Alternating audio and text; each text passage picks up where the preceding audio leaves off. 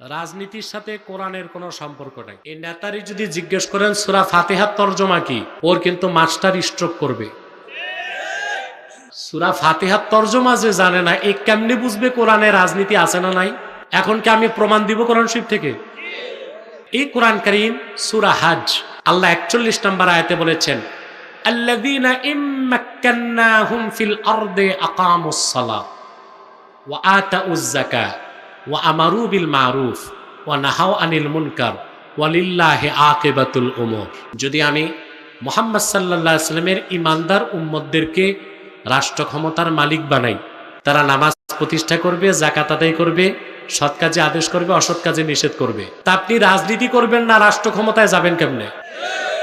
আল্লাহ তো মুসলিমদেরকে রাষ্ট্র ক্ষমতায় যাওয়া আর কোরআনের বিধান দিয়ে রাষ্ট্র চালানো অবিসম্ভাবী ফরজ করে দিয়েছেন।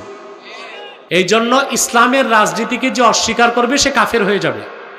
সমস্ত ওলামায়ে কেরাম একমত, আসিয়াসাতুল ইসলামিয়া জুজউল ইসলাম আল্লাযী লা ইয়াতাজাজ্জাউ। ইসলামী রাজনীতি ইসলামের অংশ, ইসলাম থেকে তা আলাদা করা যাবে না, তবে সেটা খেলাফতের পদ্ধতিতে। কথা বুঝতে পারছেন? অর্থাৎ কোন অবস্থায় আপনি ইসলামী রাজনীতিকে অস্বীকার করতে পারবেন না।